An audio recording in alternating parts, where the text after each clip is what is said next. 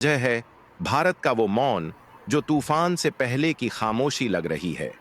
ऐसा लग रहा है कि प्रधानमंत्री नरेंद्र मोदी एक बार फिर पाकिस्तान को चौंकाने वाला है। एक ऐसा वार जो दुश्मन को सोचने का भी वक्त नहीं देगा। आज पीओके यानी पाकिस्तान अधिकृत कश्मीर में जो हलचलें चल रही हैं, वो एक बड़ा इशारा है। इशारा इस बात का कि पाकिस्तान को यकीन हो चला है कि भारत कभी भी हमला कर सकता है। एलओसी के पास पाकिस्तान की सेना के कदम पीछे हट चुके हैं। बंकरों में घुस चुकी है पाकिस्तानी आर्मी। झंडे उतार दिए गए हैं, फ्लाइट्स रद्द कर दी गई हैं और नागरिकों को चेतावनी दी गई है कि कम से कम 1 महीने का राशन घरों में जमा कर लें। ये सब अचानक नहीं हो रहा।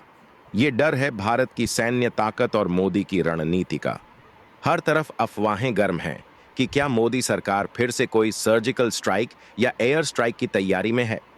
साल 2016 और 2019 की घटनाओं को देखिए, जब भारत ने पाकिस्तान को उसके घर में घुसकर मारा। पहले उरी हमला, फिर उसका जवाब सर्जिकल स्ट्राइक, फिर पुलवामा हमला और जवाब में बालाकोट एयर स्ट्राइक। दोनों बार एक चीज कॉमन थी। प्रधानमंत्री मोदी एकदम शांत, मुस्कुराते हुए अलग अलग सरकारी कार्यक्रमों में हिस्सा ले रहे थे और पीछे पर्दे के पीछे एक जबरदस्त सैन्य ऑपरेशन की तैयारी चल रही थी। इस बार भी वही पैटर्न दोहराया जा रहा है। 30 अप्रैल 2025 को जातीय जनगणना की घोषणा, 1 मई को जियो वर्ल्ड सेंटर में कार्यक्रम, 2 मई को केरल में पोर्ट का उद्घाटन। सब कुछ शांत, मगर इस शांति के पीछे छिपा है एक ज्वालामुखी। पीओके में तो जैसे कयामत का माहौल है। वहां के प्रधानमंत्री अनवारुल हक और राष्ट्रपति सुल्तान चौधरी ने खुद मान लिया है कि भारत की तरफ से युद्ध कभी भी छिड़ सकता है। एलओसी के पास 13 इलाकों के लोगों से घर खाली करवाए जा रहे हैं। नागरिकों को आदेश दिया गया है कि 2 महीने का राशन जमा कर लें। पाकिस्तानी एयर स्पेस 4-4 घंटे के लिए बंद किया जा रहा है। फ्लाइट्स रद्द हो चुकी हैं। मदरसे बंद कर दिए गए हैं, स्कूल खाली हैं और सरकारी दफ्तरों पर ताले लटक रहे हैं। क्या ये सब बिना वजह हो रहा है? बिल्कुल नहीं। पाकिस्तान की फौज को अंदाजा है कि मोदी चुपचाप बैठे नहीं हैं, वो सिर्फ मौके का इंतजार कर रहे हैं। भारत में भी हलचल है, लेकिन शांति के रूप में। पीएम मोदी ने सेना को फ्री हैंड दे दिया है। तीनों सेनाओं के प्रमुखों को साफ निर्देश, टारगेट तय करो, टाइम चुनो और कार्यवाही शुरू कर दो।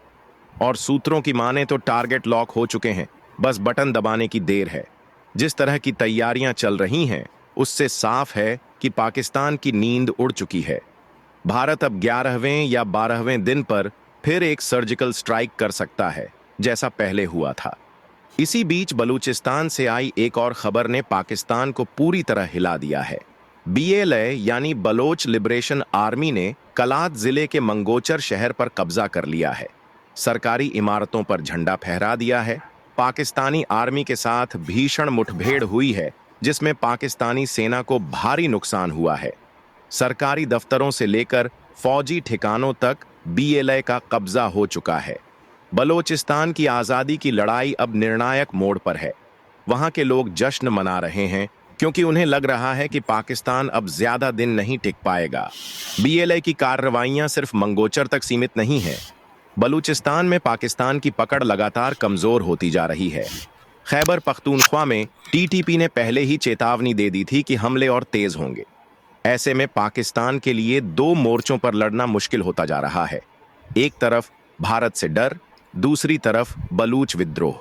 और भारत इस वक्त एक ऐसा कदम उठा रहा है जिसने बलूचों की उम्मीदों को नई उड़ान दी है।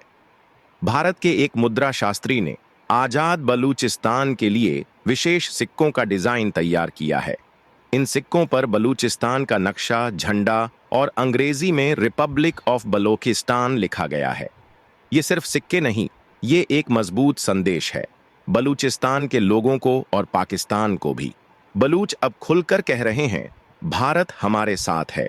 उन्हें विश्वास है कि भारत जिस तरह बांग्लादेश को आजादी दिला चुका है, उसी तरह बलूचिस्तान को भी पाकिस्तान के कब्जे से मुक्त करवाएगा। इतिहास गवाह है कि पाकिस्तान ने जब जब भारत को आंख दिखाई है, तब तब उसे करारी हार मिली है। 1947, 1965, 1971 और फिर कारगिल, हर बार पाकिस्तान को मुंह की खानी पड़ी। अब एक बार फिर वो वक्त आ गया है जब पाकिस्तान की जमीन पर भारत की सेना कहर बनकर टूट सकती है। पीएम मोदी की रणनीति बिल्कुल साफ है। जब दुश्मन को लगे कि आप कुछ नहीं कर रहे, तभी उस पर सबसे बड़ा हमला कर दो। और अब पूरे पाकिस्तान को लगने लगा है कि हमला किसी भी वक्त हो सकता है। इसलिए पाक सरकार अपने नागरिकों को हिदायत दे रही है, अपनी सेना को बंकरों में छिपा रही है, विदेशी देशों से मिन्नतें कर रही है कि भारत को रोको। मगर अब शायद देर हो चुकी है। भारत ने सिंधु जल समझौते को लेकर भी सख्त रवैया अपना लिया है।